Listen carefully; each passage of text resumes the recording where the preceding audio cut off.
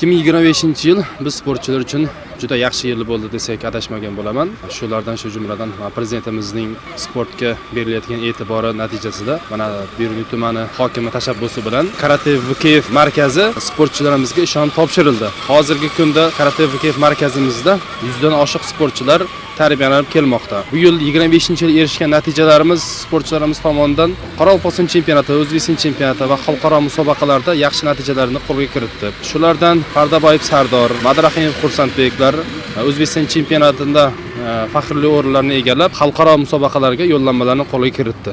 Endi 2026-yil oldimizga qo'ygan maqsadlarimiz, xudo xolasa, Beruniyimizdan yaxshi yetuk sportchilarni tarbiyalash plan reja qilganmiz.